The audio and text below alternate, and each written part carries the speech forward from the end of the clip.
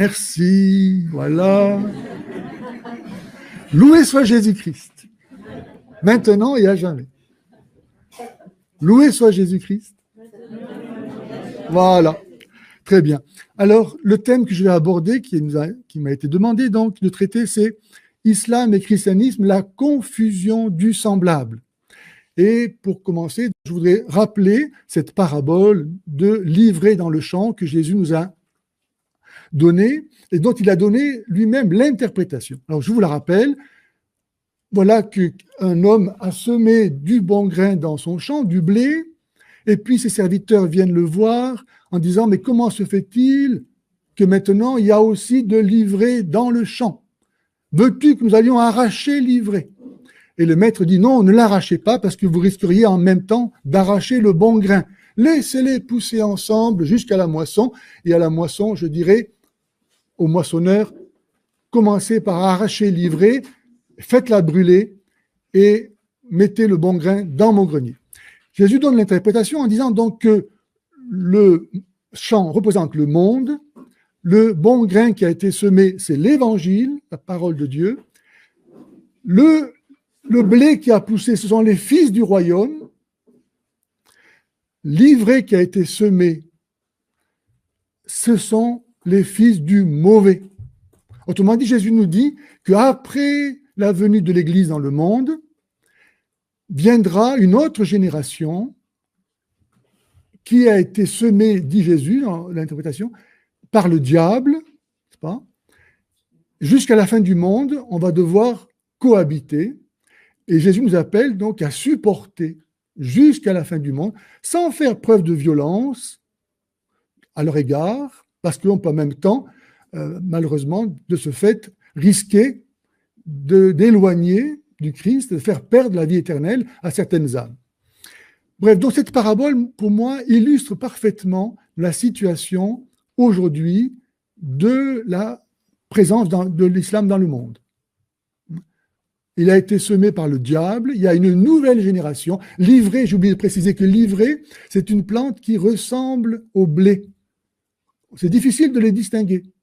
Pour ça que je prends cette parabole pour illustrer le thème de ma conférence, la confusion du semblable. L'islam se présente comme étant le vrai christianisme. Et on va voir comment c'est facile, pour les gens qui ne sont pas bien instruits, de se laisser prendre. Parce que l'islam va dire, nous croyons au même Dieu. Nous croyons aux mêmes écritures, nous croyons en Abraham, nous croyons en Jésus. Donc les gens qui ne sont pas très bien formés, les chrétiens en particulier, peuvent très bien se dire, mais après tout, pourquoi ne pas accepter la dernière mise à jour? Et c'est vrai que combien de jeunes occidentaux, vaguement chrétiens, se convertissant à l'islam, avouent ne pas avoir eu de difficulté à le faire au regard de la faible foi chrétienne qu'ils avaient reçue, un seul Dieu, Allah est notre Seigneur et le vôtre, sourate 2, vers 139. La révélation est la même. Il y a un seul Dieu, donc il n'y a qu'une révélation. Donc nous, musulmans, nous inscrivons dans la suite de cette révélation. Verset 46, sourate 29. Nous croyons en ce qu'on a fait descendre vers nous et vers vous, tandis que notre Dieu et votre Dieu est le même, et c'est à lui que nous nous soumettons. Donc c'est la récupération en bonne et due forme. Les personnages apparemment sont les mêmes, il y a Abraham, Marie, mère de Jésus, Moïse, etc. Et l'islam, venant après le christianisme, donc, semble être simplement la dernière mise à jour qui fait que le christianisme est toujours présent dans l'islam. Donc c'est un discours disant, puisqu'il n'y a qu'un seul Dieu, alors nous avons le même. Eh bien non. Il faut bien voir ceci, c'est que Dieu est le même pour tous, ça c'est vrai. Dieu est le même pour tous, mais tous n'ont pas le même Dieu. C'est bien distinct. C'est pas parce que Dieu est le même pour tous que nous avons le même Dieu. Et pourquoi nous n'avons pas le même Dieu? Parce que nous n'écoutons pas la même parole. Nous ne nous rattachons pas à la même révélation. Jésus dit dans l'Évangile que la bouche parle du trop-plein du cœur. Un homme bon dira de bonnes choses, un homme mauvais dira de mauvaises choses. Si Dieu a parlé, c'est pour se faire connaître. Or, chrétiens et musulmans n'écoutent pas la même parole. Nous écoutons Jésus-Christ, qui est vivant, qui est la parole de Dieu, et le Coran lui-même le dit, sourate 4, verset 171, Jésus est la parole de Dieu. Nous écoutons Jésus vivant, eux écoutent le Coran. Donc, ce n'est pas la même parole, donc ce n'est pas la même personne que nous écoutons, ce n'est pas le même Dieu. Nous ne croyons pas, nous, que Dieu, le seul vrai Dieu, a envoyé Mahomet et a donné le Coran. Donc, pour l'islam, tout se réduit en fait à affirmer qu'il y a un seul Dieu. C'est ça.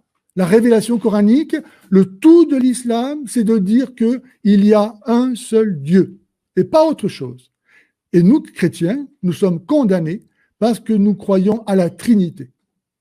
Quelqu'un comme Malek Chebel, par exemple, qui était un universitaire français qui est décédé il n'y a pas très longtemps, était capable d'écrire que croire à la Trinité, c'était être trithéiste. De dire, comment un homme qui a vécu en France, qui était si cultivé, peut-il continuer à entretenir ce mensonge? Jamais les chrétiens n'ont dit qu'ils croyaient en 3 dieux. Et pourtant, l'islam veut se convaincre de ça pour se donner raison, lui, d'affirmer qu'il n'y a qu'un seul Dieu, ce qui est une évidence. C'est très facile de montrer qu'il n'y a qu'un seul Dieu. Vous savez comment on fait? Parce que c'est important d'avoir des petits raisonnements comme ça, tout près dans la tête, non seulement pour nous fortifier dans notre propre foi, voir que nous ne croyons pas n'importe quoi, mais aussi être capable de déjouer les pièges de l'apologétique musulmane. Savoir que Dieu existe, Saint Paul dit dans l'Épître aux Romains, chapitre 1, que c'est une évidence et que les hommes sont inexcusables de ne pas avoir reconnu l'existence de Dieu à partir de la création. Parce que la création, elle n'est ni Dieu ni rien. Donc, rien ne pouvant venir de rien, elle a forcément été créée. On ne peut pas imaginer que le monde soit Dieu, parce que Dieu, par essence, par définition, il est parfait. Ce monde n'est pas parfait, si beau qu'il soit. Il y a de la souffrance, il y a la mort, il y a des injustices, il y a tout ce qu'on voudra. Donc ce monde n'est pas Dieu. Aujourd'hui, nous savons en plus, grâce à la possibilité de mesurer ce qu'on appelle l'entropie, c'est-à-dire la déperdition de l'énergie, nous sommes capables de remonter à l'origine de l'univers, il y a 15 milliards d'années avec le Big Bang. Donc même l'univers n'a pas toujours existé. Donc il ne peut pas s'être créé tout seul. Rien ne peut sortir de rien. Donc Dieu existe nécessairement. Quant à savoir qu'il est un, c'est pas compliqué. Si Dieu, il est parfait, il a tout, rien ne lui manque. Or, s'il y avait 2 dieux, pour qu'on puisse les distinguer, il faudrait qu'il y en ait un qui n'ait pas ce que l'autre aurait, pour qu'on puisse dire lui, c'est lui parce qu'il a ça que l'autre n'a pas, n'est-ce pas? Donc, aucun n'aurait tout, donc aucun ne serait Dieu. Donc, Dieu est unique. Donc, savoir que Dieu existe et qu'il est unique, ce n'est pas l'objet d'une révélation. La raison naturelle, les philosophes, Aristote a très bien pu comprendre ça en réfléchissant. Donc l'islam va se focaliser sur l'affirmation qu'il y a un seul Dieu. Parce que là, il est sûr d'être dans la vérité. Il ne peut pas se tromper. Et donc tous les musulmans, comme c'est une évidence naturelle, disent « bah oui, c'est vrai. Bah oui, c'est vrai. Il y a un seul Dieu, c'est une évidence. Si je crois ça, je ne peux pas me tromper. » Mais affirmer ça pour l'islam, c'est la façon de rejeter la foi chrétienne. Nous aussi, chrétiens, nous disons qu'il n'y a qu'un seul Dieu, c'est une évidence, on va pas dire le contraire. Mais en même temps, ce Dieu, il s'est révélé. Et c'est ça que l'islam refuse, la révélation de Dieu qui nous a révélé ce qu'il est en lui-même. Tant que quelqu'un ne parle pas, on ne peut pas savoir qui il est. On peut savoir des choses sur lui. Par exemple, moi, je vois cette dame devant moi, ben, je peux dire, tiens, c'est une dame qui a des cheveux longs, elle a à peu près tel âge, elle a des pantalons bleus, etc. De même, je peux savoir que Dieu existe, parce que la création me le dit, qu'il est puissant, qu'il est intelligent, qu'il est bon, voilà. Mais savoir comment lui-même se connaît, tant qu'il ne le dit pas, je ne peux pas le savoir. Il faut que lui-même le dise pour que je le sache. Donc, l'islam rejette donc cette révélation de Dieu, qui nous a donc appris qu'il était Trinité, Père, Fils et Saint-Esprit, c'est-à-dire communion d'amour. Et c'est ça que l'islam rejette au point que pour lui, le plus grand péché, le seul péché qui ne sera jamais pardonné, qui ne peut pas être pardonné, c'est de croire à la Trinité. Sourate 4, verset 48. Autrement dit, un musulman, il est vacciné contre la foi chrétienne. Parce qu'il sait que tous les chrétiens vont en enfer. Ils sont coupables du seul péché qui ne peut pas être pardonné, qui est de croire à la Trinité. Donc, c'est un antichrist par essence. Il vient pour rejeter la foi chrétienne, pour détruire l'Église, sourate 2, verset 193, et prendre sa place.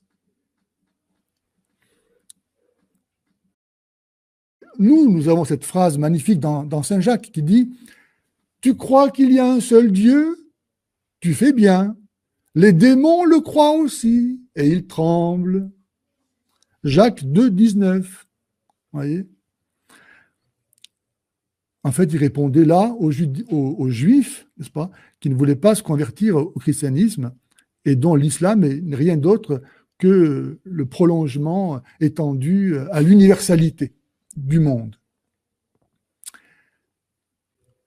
Saint Jean, la première épître, chapitre 2, verset 22, a donné déjà 6 siècles avant la venue de l'islam la définition de l'islam.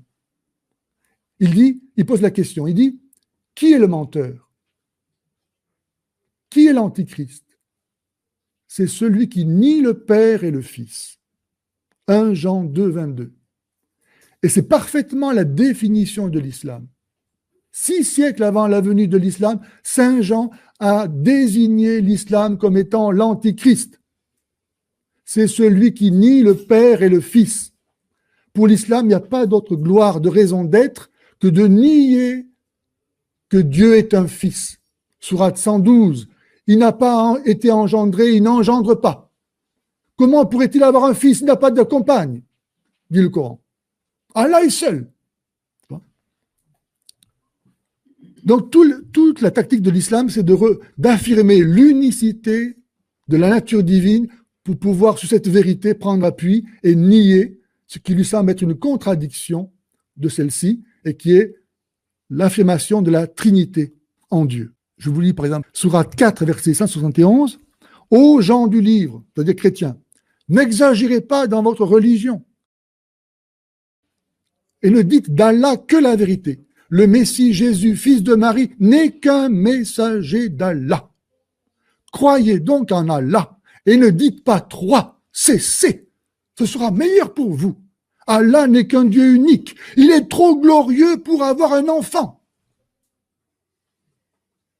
Vous voyez, c'est ça le but de l'islam. C'est nier la foi chrétienne.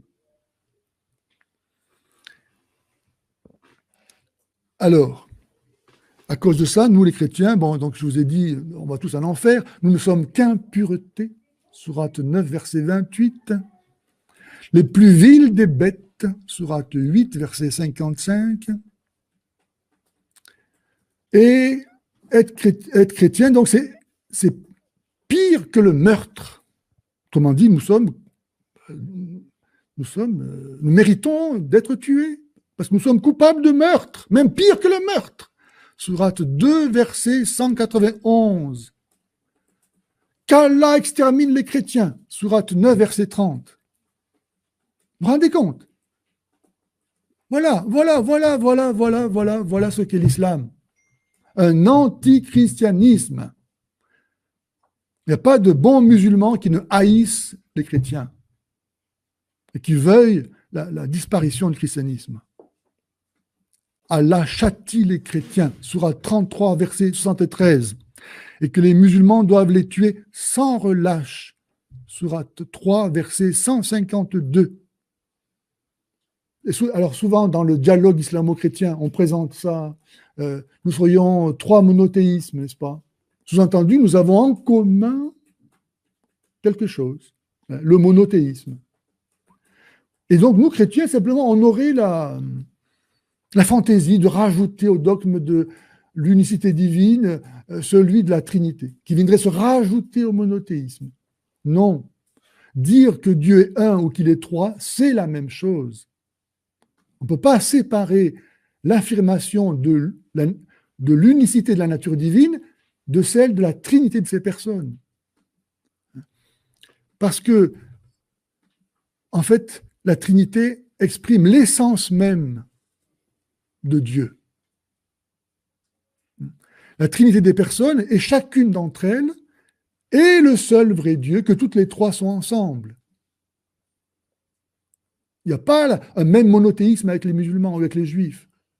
Pour nous, dire que Dieu est un, c'est dire pareillement qu'il est trois. Trine. Parce que le Père est Dieu, le Fils est Dieu, le Saint-Esprit est Dieu. Ça ne fait pas trois dieux, mais un seul Dieu. Et le Père n'est pas le Fils n'est pas le Père, cet esprit n'est ni le Père ni le Fils, et ni le Père ni le Fils ne sont le Saint-Esprit. C'est incompréhensible, mais ce n'est pas contradictoire, ce n'est pas absurde, ce qui serait le cas si on disait qu'il y avait une nature et trois natures, ou une personne et trois personnes. Ce serait contradictoire. Mais on ne dit pas ça. On dit qu'il y a une nature et trois personnes. Nous avons tous la même nature humaine ici, on n'est pas la même personne. Donc on peut distinguer nature et personne.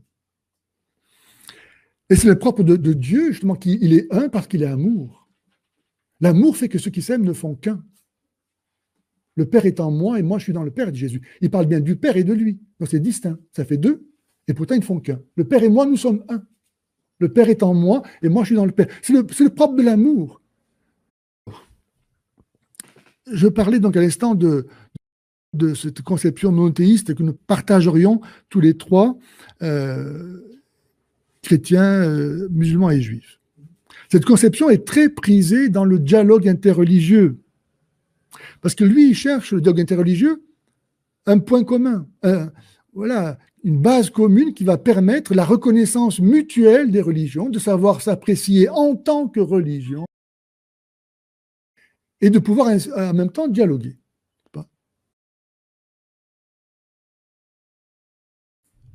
Dire que Dieu est, ça va être ça, en fait, qui va servir de dénominateur commun. Toutes les religions peuvent s'entendre, plus ou moins, sous cette reconnaissance. Et ça, c'est tout à fait conforme à l'islam. Parce que l'islam n'a pas autre chose, pense-t-il, à affirmer que Dieu est. Donc, se ranger sous cette base-là, pour l'islam, c'est être musulman. Aujourd'hui, c'est très difficile, dans le dialogue interreligieux, de faire comprendre nos différences. On cherche en fait ce qui serait commun, ce qui transcende toutes les confessions de foi, pour arriver à la substance même de la religion, indépendamment des confessions de foi. Mais c'est gravissime, parce que ça veut dire qu'on va revenir dans ce qu'on appelle la gnose, c'est une connaissance de Dieu qui fait fi de la révélation de Dieu. On n'a plus besoin que Dieu nous parle pour le connaître. On va se référer à quelque chose de commun à toutes les traditions religieuses qu'on appelle la tradition primordiale. C'est ce que fait le New Age, le Nouvel Âge. C'est un mouvement très puissant aujourd'hui qui informe toute la postmodernité. Et je vous invite, si vous ne l'avez pas déjà fait, à lire un document magnifique qui a été publié par le Conseil pontifical pour la culture en 2003, qui s'appelle Jésus-Christ, le porteur d'eau vive. Si vous ne l'avez pas lu, franchement, lisez ça, parce que vraiment, vous allez voir, c'est un exposé très, très, très précis de ce qu'est le Nouvel Âge en comparaison avec le christianisme. Et c'est très utile pour comprendre ce qui se passe aujourd'hui, pour voir comment ce Nouvel Âge, qui, comme son nom l'indique, annonce une nouvelle étape dans l'histoire de l'humanité avec une nouvelle religion créée à partir de toutes les religions réunies. Il faut être capable de la reconnaître, n'est-ce pas? Alors ce mythe, n'est-ce pas, d'une religion qui transcende toutes les confessions, donc peu importe que vous soyez musulman, chrétien ou autre chose, il y a un seul Dieu, voilà, c'est ce qui compte. Hein. Eh ben, ce mythe-là de vouloir retrouver cette religion primitive qui ferait la paix entre toutes les religions,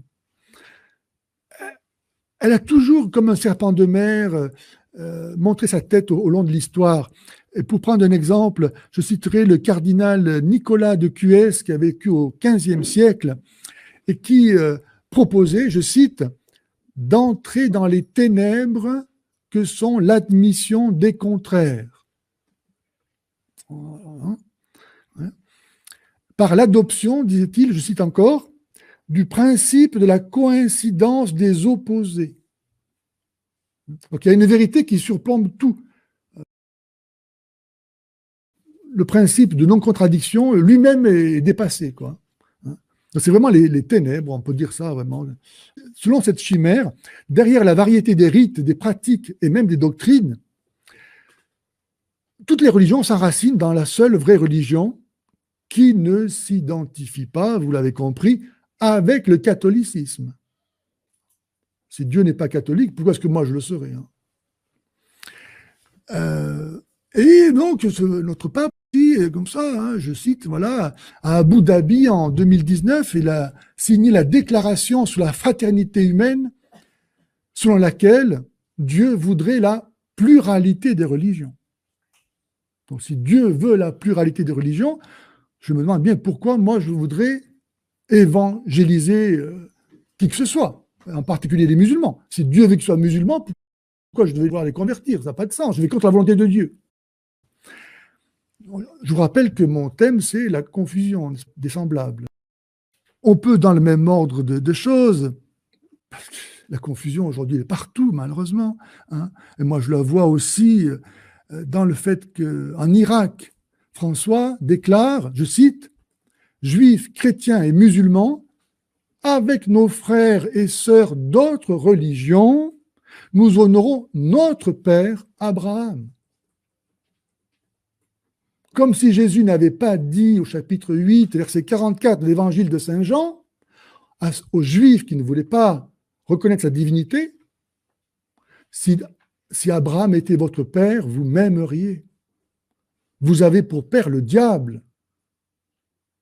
Les Juifs ne se réfèrent pas à Abraham comme étant celui à qui Dieu a promis une alliance qui serait Jésus lui-même. Jésus dit en Jean 8, 56, que Abraham l'a vu, lui, Jésus, et il a été dans la joie.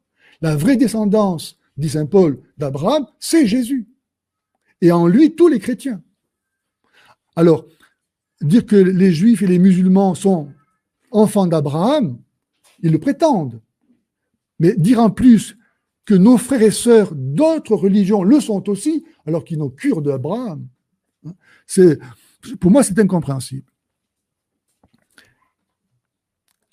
Je dis ce que j'ai vu chez mon père, dit Jésus, et vous, vous faites ce que vous avez entendu auprès de votre père. Jésus dit-il aux Juifs. Les Juifs répondirent, notre père, c'est Abraham. Jésus leur dit, si vous étiez enfants d'Abraham, vous feriez les œuvres d'Abraham. Or, vous cherchez à me tuer. Moi qui vous ai dit la vérité que j'ai entendue de Dieu, cela Abraham ne l'a pas fait. Vous faites les œuvres de votre père. Lui dire, nous ne sommes pas des enfants illégitimes. Nous avons un seul Père, Dieu. Jésus dit, si Dieu était votre Père, vous m'aimeriez, car c'est de Dieu que je viens. Pourquoi ne comprenez-vous pas mon langage? C'est que vous avez pour père le diable. Donc il ne suffit pas de dire qu'on a pour père Abraham ou qu'on croit en Dieu pour être vraiment enfant d'Abraham et croire au vrai Dieu.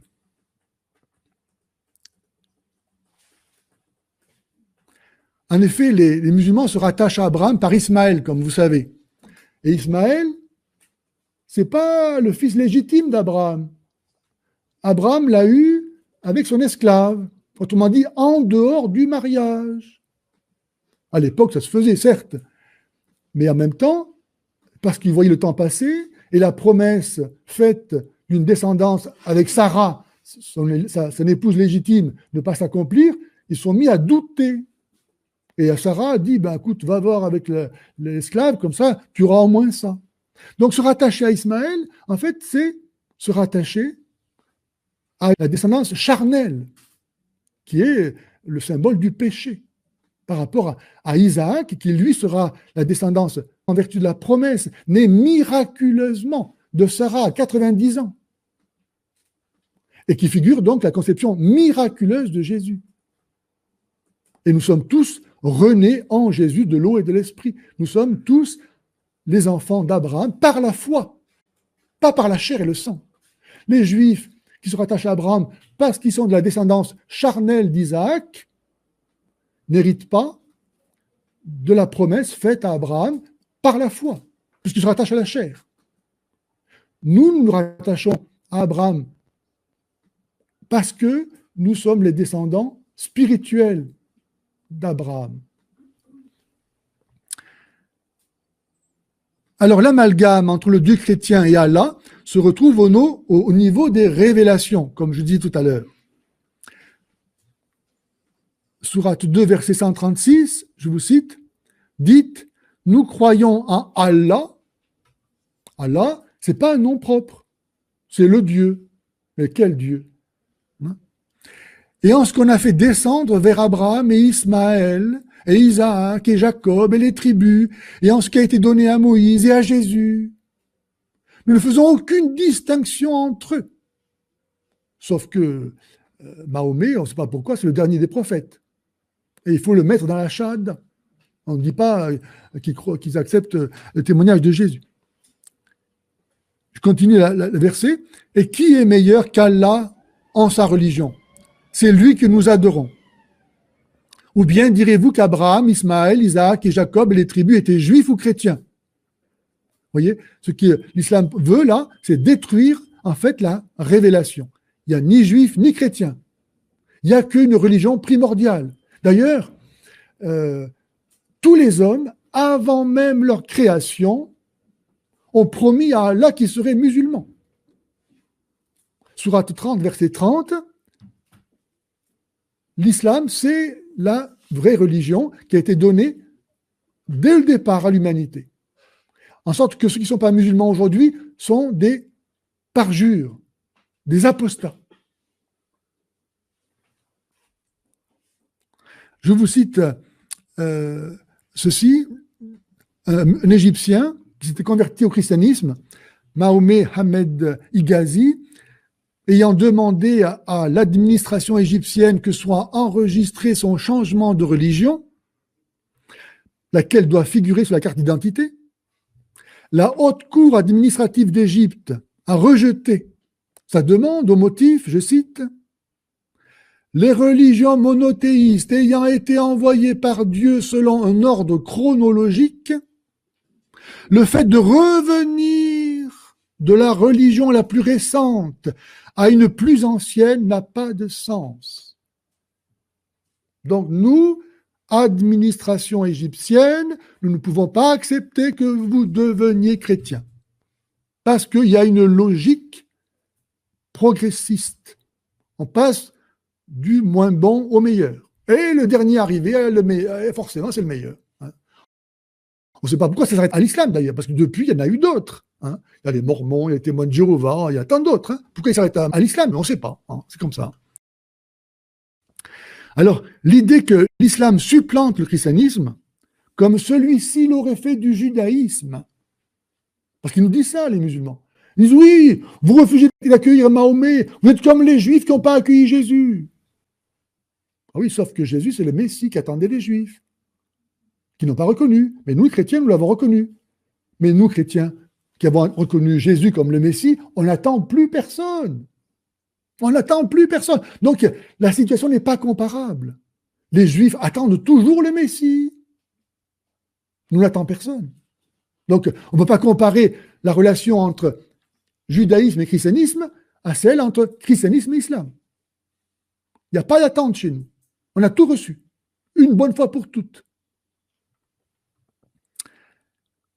Alors, quand les musulmans s'appuient sur le fait que l'islam est historiquement survenu après le christianisme pour penser qu'il lui serait nécessairement supérieur, ils ne peuvent éviter les contradictions suivantes qui discréditent leurs propos, à savoir que tout ce qui est chronologiquement postérieur n'est pas nécessairement supérieur ni meilleur.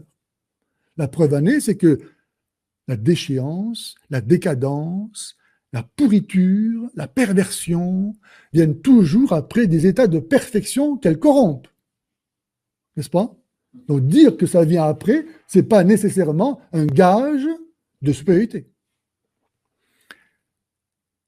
Se légitimant du fait de venir après le christianisme, voilà que l'islam renie aussitôt ce progrès pour revenir sous la loi judaïque.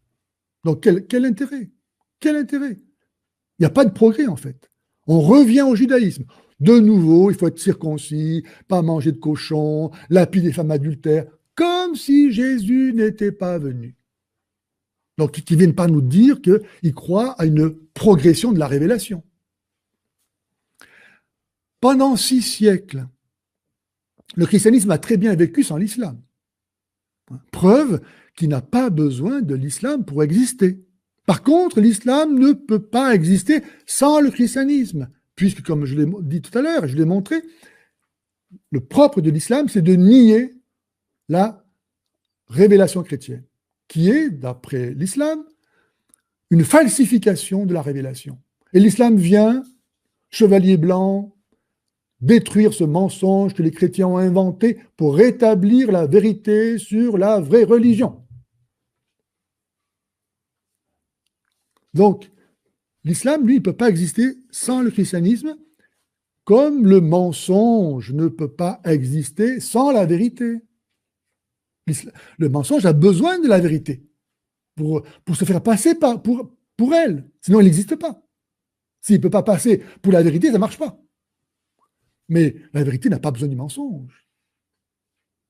Elle se suffit très bien toute seule. Les prophètes ont eu pour mission d'annoncer la venue du Sauveur. Après sa venue, quel serait le sens de la venue d'un nouveau prophète qui, à la différence des autres, n'annoncerait pas le Messie, puisqu'il est déjà venu? D'ailleurs, dans le Coran, c'est Jésus qui annonce la venue de Mahomet. Son rôle à Jésus, n'est-ce pas, dans l'islam, c'est d'annoncer la venue de Mahomet. Qu'il soit mort et ressuscité, ça n'a aucune importance. Ça ne change rien à la vie du monde, n'est-ce pas? Ce qui est important pour lui, c'est d'annoncer la venue de Mahomet. Qu'est-ce qu'il vient faire, Mahomet? Qu'est-ce qu'il apporte au monde? Qu'est-ce qu'il peut apporter de plus que ce qu'a fait Jésus? Oui, Jésus, il est venu, comme dit saint Paul, il a détruit le mur de la haine entre les Juifs et les non-Juifs. C'est-à-dire que pour les Juifs, comme sont le peuple élu, le reste de l'humanité, c'est des chiens. Au point que Jésus, dans l'Évangile même, il reprend ce terme avec la possédée, la maman qui vient demander à Jésus de guérir sa petite fille qui était possédée. Et Jésus lui dit, il n'est pas bien de prendre le pain des petits-enfants pour le donner aux petits chiens. Bon, c'était une expression, voilà, tout à fait anodine, tellement elle était passée dans les mœurs. Parce qu'elle était païenne, cette femme. Donc, il peut que Jésus parle comme ça. Et donc, Jésus, il est venu détruire ce mur de la haine entre juifs et non-juifs, en disant aux juifs, si le Dieu des juifs, c'est le vrai Dieu, le seul Dieu, donc il n'est pas le Dieu que des juifs, mais de tous les hommes. Et comme ça, il a détruit le mur de séparation entre les juifs et les non-juifs. Il n'y a plus de raison de haïr les non-juifs. L'islam vient, 6 siècles après, et réélève dans l'humanité ce mur de la haine en séparant les hommes entre musulmans et non-musulmans. Entre nous et vous, c'est l'inimitié, la haine, à jamais, jusqu'à ce que vous soyez musulmans. Sourate 60, verset 4.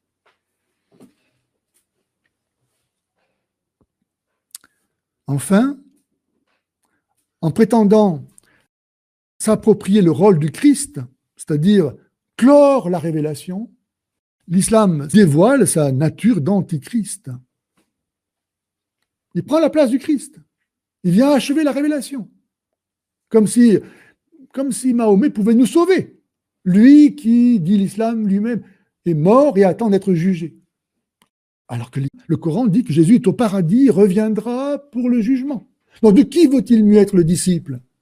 D'un homme qui était sans péché, sourate 19, verset 19, qui est aujourd'hui au paradis, qui viendra pour le jugement, ou bien d'un homme qui était un pécheur, le Coran le dit, qui est mort et qui attend d'être jugé.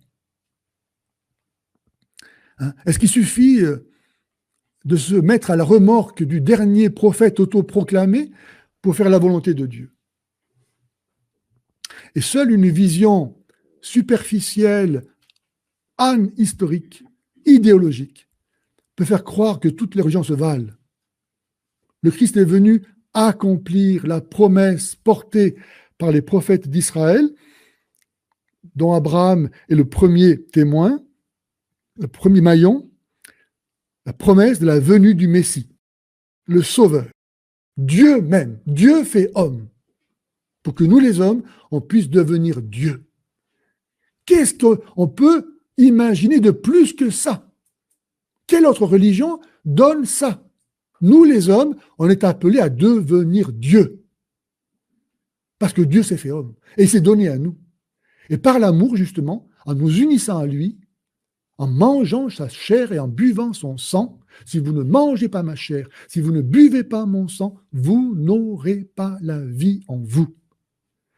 Par l'amour, par la foi, Dieu s'est donné à moi, je le fais mien, je m'unis à lui pour ne faire plus qu'un avec lui. Sa chair est ma chair, comme ma chair est la sienne. Je deviens le corps du Christ. Il faut bien prendre conscience que la messe, elle se passe toujours, toutes les messes se passent le jeudi saint, avant que Jésus meure. Le jeudi saint, Jésus n'était pas mort lorsqu'il a donné son corps et son sang aux apôtres. Et nous ne participons pas à un pain différent de celui qu'ont reçu les apôtres. On participe au même pain que l'on reçoit toujours avant que Jésus meure, pour nous unir à sa mort, afin de pouvoir aussi ressusciter avec lui. Pour aller au paradis, il faut prendre le train avant qu'il parte. Et il part au Cénacle. Il faut s'unir à Jésus avant qu'il meure pour mourir avec lui, afin de pouvoir aussi ressusciter avec lui. Et ça, personne ne peut le donner que l'Église.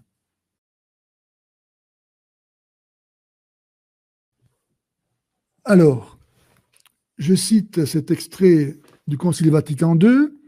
Si l'économie chrétienne, du fait qu'elle est l'alliance nouvelle et définitive, ne passera jamais, en sorte qu'il n'y a plus à attendre de nouvelles révélations officielles avant l'apparition en gloire de notre Seigneur Jésus-Christ, comment un chrétien, comme par exemple le père Christian de Chergé, pouvait-il dire que Dieu sanctifie par la voie de l'islam? La confusion du semblable. La confusion du semblable.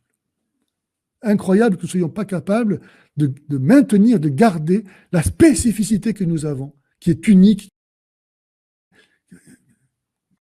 qui est incomparable. La confusion du semblable est à son comble lorsque on la retrouve prêchée chez nous.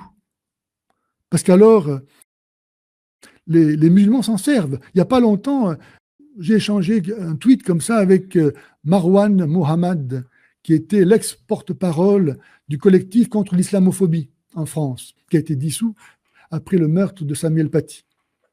Et donc, il m'a renvoyé un extrait du Concile Vatican II pour discréditer mes critiques de l'islam. Il me citait ceci: le dessein de salut enveloppe également ceux qui reconnaissent le Créateur et en tout premier lieu les musulmans qui, professant avoir la foi d'Abraham, adorent avec nous le Dieu unique. Non le même Dieu unique. Chacun est unique. Donc quelque part, ça ne dit rien, ça. Miséricordieux, juge des hommes au dernier jour. Donc il m'a renvoyé ça. Vous voyez à quel point ce manque de clarté est terrible, parce que avec ça, ce Muhammad et d'autres se confortent dans leur foi musulmane, en disant, regardez, même les chrétiens légitimes et valides l'islam, pourquoi on se convertirait au christianisme? Alors, il faut bien remarquer que ce texte ne parle pas de l'islam, mais des musulmans. Nuance. Ce texte ne valide pas l'islam. Il parle des musulmans. Et c'est vrai que Dieu veut le salut des musulmans. Donc il n'y a rien d'extraordinaire, quelque part, à dire que le dessein de salut enveloppe également les musulmans. Ça ne dit pas que Dieu valide l'islam pour autant. Ensuite, quand le texte dit que ça a été remanié, le texte, hein, parce que ce n'était pas comme ça à l'origine, heureusement que ça a été remanié, donc les musulmans qui, professant avoir la foi d'Abraham, adorent avec nous le Dieu unique. Il faut bien voir que professer avoir la foi d'Abraham, c'est une chose, et avoir la foi d'Abraham, c'est autre chose. Donc là, quelque part, on prend en compte ce qu'ils disent, c'est pas pour autant qu'on le valide. On ne dit pas qu'ils ont la foi d'Abraham, on dit qu'ils disent avoir la foi d'Abraham.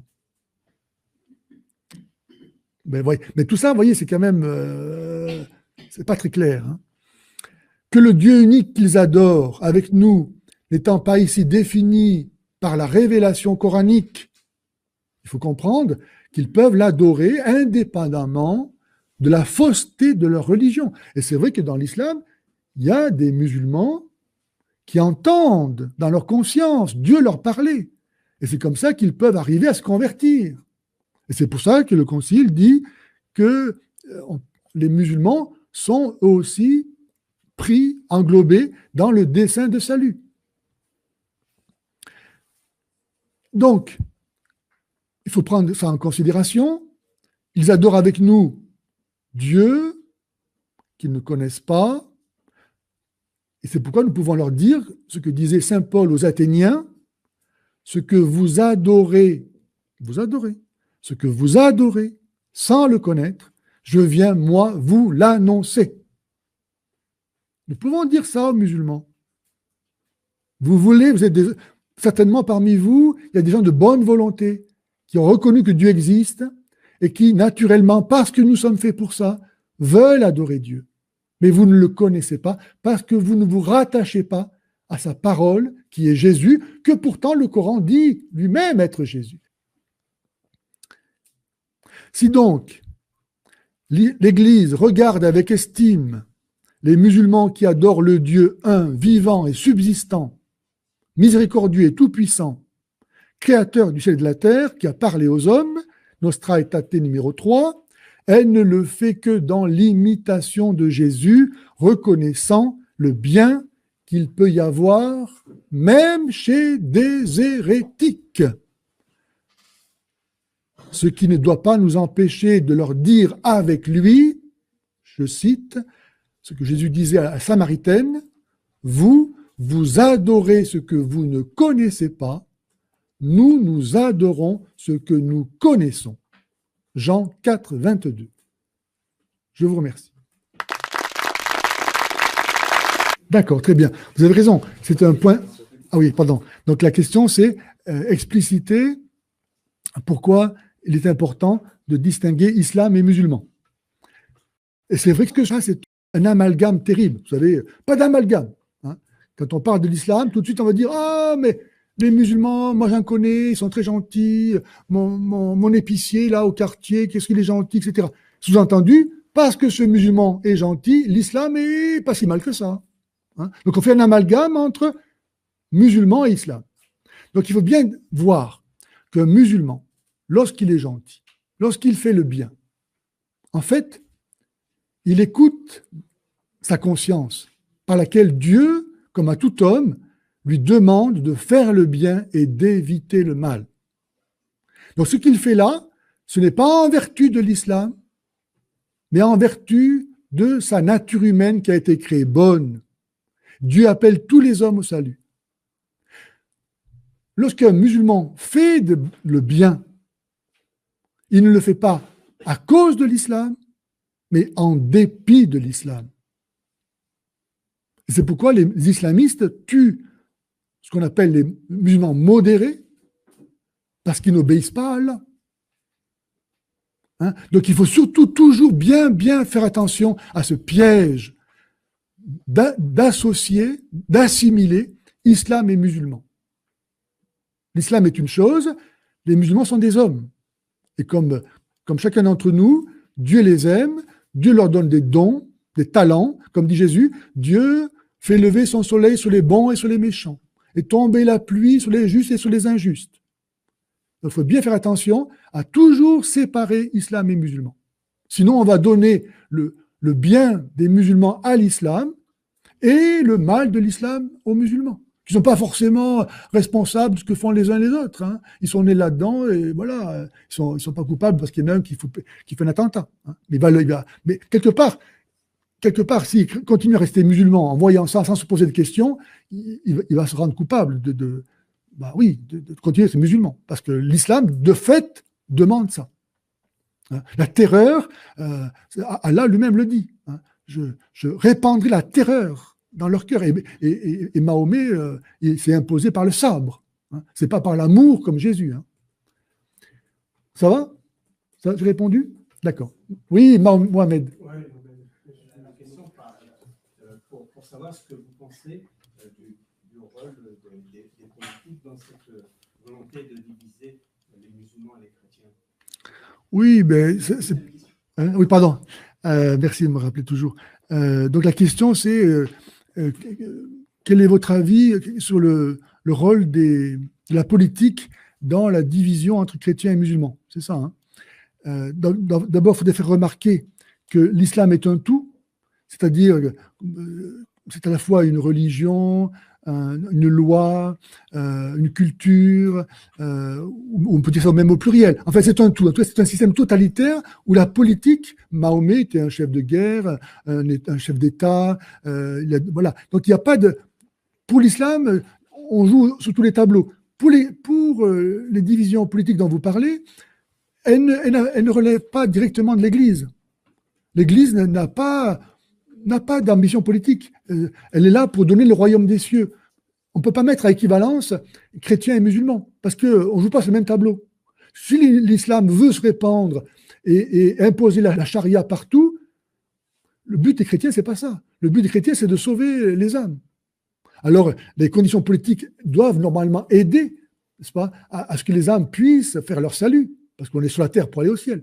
Mais ce n'est pas fondamentalement le but de l'Église d'instaurer sur terre. D'ailleurs, le Saint-Siège n'a jamais prétendu être le royaume de Dieu sur terre. Il n'a jamais été une théocratie. Alors que dans l'islam, au contraire, c'est en accomplissant la charia qu'on établit le royaume de Dieu sur terre. Et on fait la guerre s'il faut pour ça. Donc moi, je ne me laisserai pas aller. Vous voyez, Mohamed, le danger dans cette question, c'est de reporter sur d'autres nos propres problèmes. C'est-à-dire, il y a des problèmes entre les chrétiens et les musulmans, ou plutôt entre les musulmans et les chrétiens, c'est la faute à d'autres. C'est les juifs, c'est les sionistes, c'est les Américains, c'est ceci, c'est cela. C'est pas ça le problème. C'est pas eux qui vont faire que tu sois chrétien ou musulman. Le problème, c'est ça. Dire, moi, ce qui m'intéresse, c'est être chrétien ou pas, musulman ou pas. Tous les autres fassent autre chose, c'est leur problème. Vous comprenez, Mohamed? Ok. Autre chose? Oui? Quel est le but du dialogue interreligieux du côté de l'Église alors? Quel est le but du dialogue interreligieux du côté de l'Église? C'est-à-dire préparer. Alors officiellement, c'est comme ça, hein, c'est écrit noir sur blanc, et puis le cardinal Torrent le disait, c'est pas autre chose que d'être ouverts ensemble à la vérité. Voilà. Il n'y a aucune intention missionnaire affichée, et certainement, si on croit les gens qui sont honnêtes lorsqu'ils parlent, certainement que le dialogue interreligieux ne veut pas autre chose que de permettre la connaissance réciproque. Voilà. C'est ça le but. Autre chose? Oui? Ne pensez-vous pas que avec confusion, il y a une confusion dans vos propos d'ailleurs, quand vous dites que les chrétiens sont là pour sauver les âmes? Oui. C'est Dieu qui les sauve. Oh là là, évidemment. Pardon. Voilà. Donc moi-même, bien que je fasse une conférence pour dénoncer la confusion, les amalgames, je serais moi-même coupable, n'est-ce pas, d'une grande confusion en disant que les chrétiens sont là pour sauver les âmes, alors que c'est Dieu qui sauve. Excusez-moi, je ne veux pas que vous la preniez comme ça. Vous inquiétez pas. Hein. C'est simplement que vous puissiez expliquer Je vais expliquer. Alors, mon cher ami, si vous êtes là aujourd'hui, c'est parce que vous avez entendu quelqu'un qui vous a annoncé qu'il y avait cette conférence. Dieu n'agit pas, comme l'imaginent les musulmans, sans médiation. Il s'associe l'humanité. Lui-même s'est incarné, il est devenu homme pour nous parler, et Jésus a envoyé les apôtres ont donné des successeurs. Dieu parle par les hommes. Donc, Dieu sauve, évidemment, il est seul à sauver, mais il sauve par nous. Il sauve par nous. Quand la Vierge Marie a montré l'enfer aux petits-enfants de Fatima, elle leur a dit, regardez l'enfer où tombent les âmes, parce qu'il n'y a personne qui prie et se sacrifie pour elle. Dieu a attaché, c'est ça qui est fabuleux, Dieu ne peut pas nous donner une plus grande dignité que de nous associer à son œuvre. D'ailleurs, Dieu ne crée pas d'être humain sans le concours de leur père et leur mère. Si leur père et leur mère ne s'unissent pas, ne s'aiment pas, il ne va pas créer Dieu. Dieu passe nécessairement par la médiation des hommes et des femmes. Et c'est pour ça que nous sommes tellement élevés par Dieu à une telle dignité que nous sommes soit procréateurs, ou bien que moi je suis appelé père, alors que je n'ai pas d'enfant naturellement, mais parce que par ma prédication, par la grâce que je donne par les sacrements, j'engendre la vie divine. Si on n'est pas baptisé, si on ne croit pas, on ne peut pas être sauvé. Jésus dit, Marc ou bien Jean 3,5, « Nul, à moins de renaître de l'eau et de l'esprit, ne peut entrer dans le royaume des cieux. » Ou bien Marc 16,16, « Celui qui croira et sera baptisé sera sauvé. Celui qui refusera de croire sera condamné. » Donc comment croire s'il n'y a personne pour prêcher? Donc cette question, Dieu seul sauve, ben non, Dieu s'est incarné pour nous sauver. Il a envoyé les apôtres. Donc ça, c'est vraiment des faux problèmes, mon cher ami.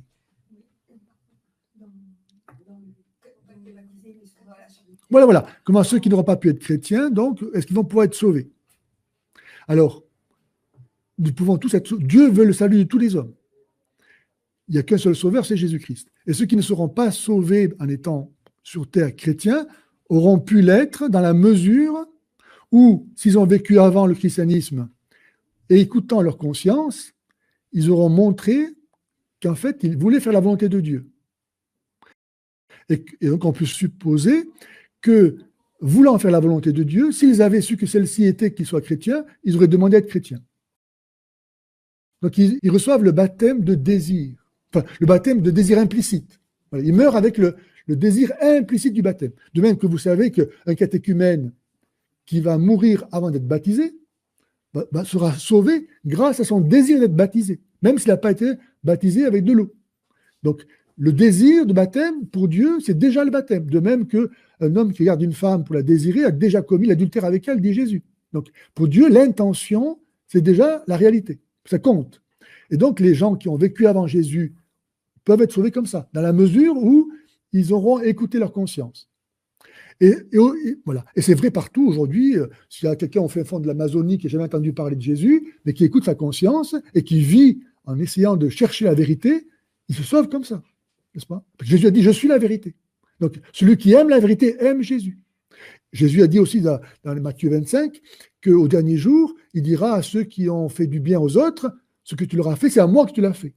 Donc, tu as montré que tu m'aimais, en aimant ton prochain. Et c'est la justice, n'est-ce pas? Comment est-ce qu'on pourrait demander à Dieu de nous traiter différemment de ce que nous avons nous-mêmes réalisé avec les autres, n'est-ce pas? Donc, en fait, il n'y a pas de problème. Chacun sera sauvé s'il veut l'être, par les mérites de Jésus-Christ. Hein, voilà.